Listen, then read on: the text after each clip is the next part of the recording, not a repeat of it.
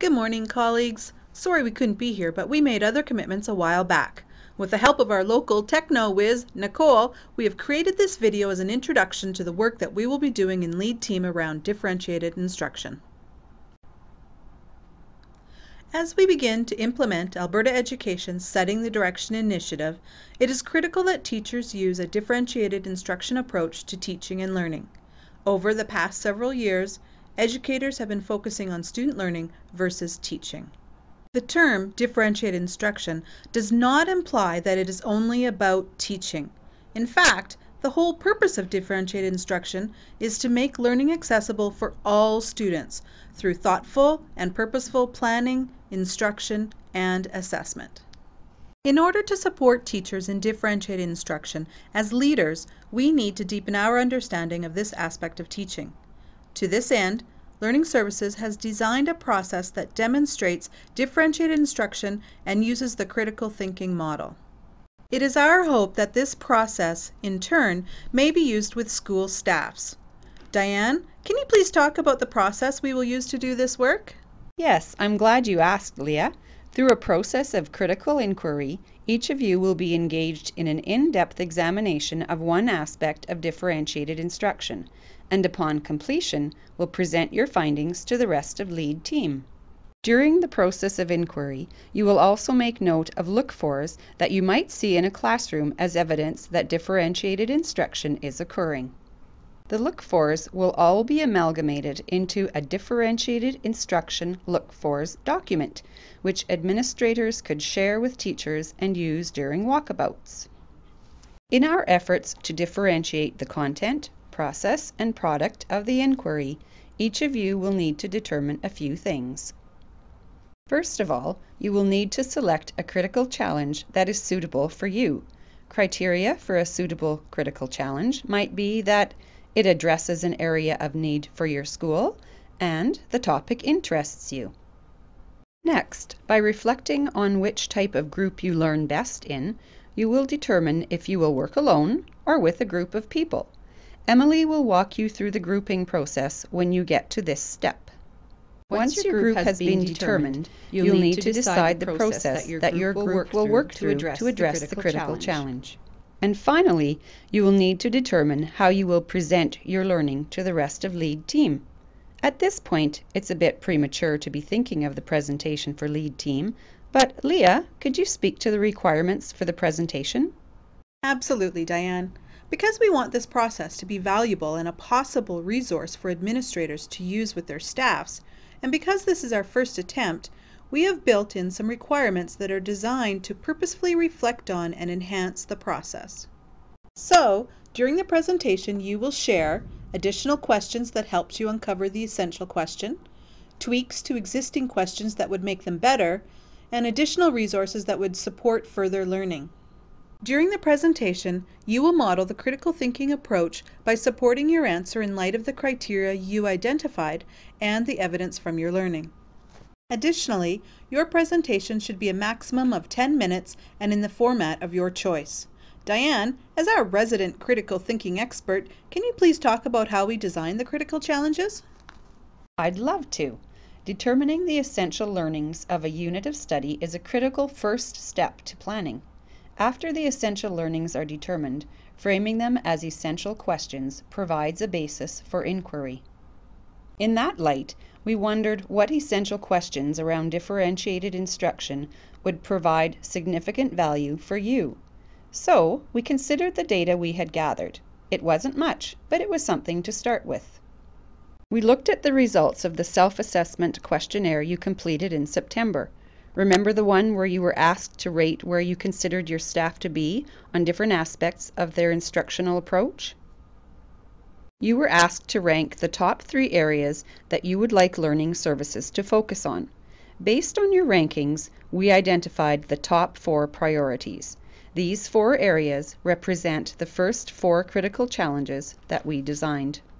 In your document, at the top of the page for each of the critical challenges A through D, you will see the self-assessment question that came directly from the questionnaire. We tweaked the self-assessment question to turn it into an essential question. You will see the essential question located a little lower down on the page. We then fleshed out a list of knowledge-based questions, kind of like the knowledge and understanding outcomes in a program of studies. As in a program of studies, the knowledge and understanding specific outcomes are not intended to be memorized facts, but when used within the context of the general outcome, help uncover the essential learning. Once we had the knowledge questions fleshed out, we created a critical challenge which would help provide a purpose for learning all that content. Just below the self-assessment question is the critical challenge. You will notice that each of the 6 critical challenges is a different type of critical challenge, as identified by the TC² critical thinking model. A critical challenge is framed as a question or a task that requires you to learn some content and make a judgment about it in light of relevant criteria. The underlined words are those which suggest the need for criteria. In Critical Challenge A, for example, the words most relevant information are underlined. So before you do any research, your group must establish criteria which will help you determine which information is most relevant. One of your criteria might be that information is most relevant if it helps address a priority area for Parkland School Division. Your answer to the question, then, must reflect not only the knowledge you will provide as evidence, but also the use of criteria in making your judgment. How you choose to share the results of your work will be based on your interests and alignment with the challenge. So that is how the first 4 critical challenges were created. Leah, can you explain how the last 2 were designed? My pleasure. As Learning Services was looking over the essential questions, we realized that as we move towards more of an inclusive education system, some teachers may struggle with how to effectively meet the needs of both gifted students and students with learning difficulties. With this in mind, we identified 2 more essential questions to address these gaps. Like the previous challenges, you will find the essential question under the critical challenge. The process was the same from there on.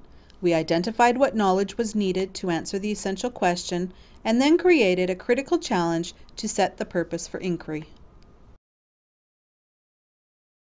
In efforts to have some professional books readily at hand, Learning Services has purchased a set of key resources for each critical challenge.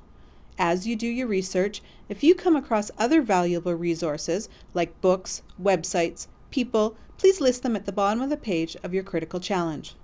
Unfortunately, not all of the books we ordered are in at this time, but 2 of these books are, and they are on the back table.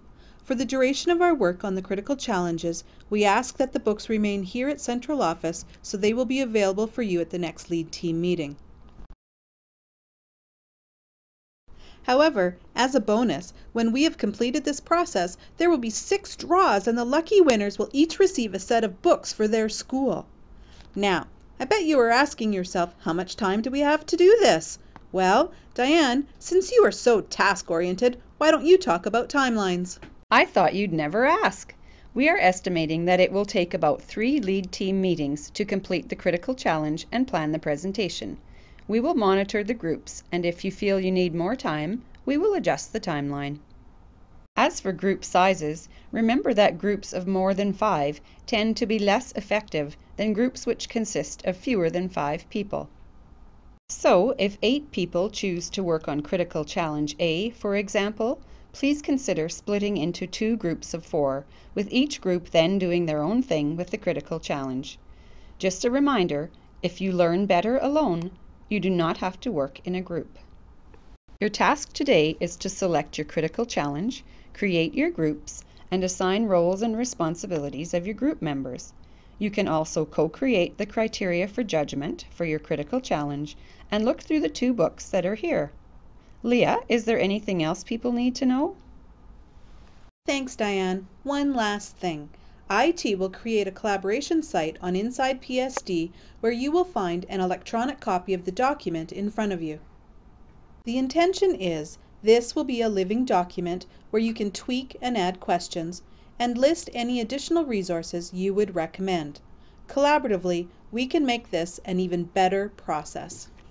The collaboration site will also be a place for you to save and share your work.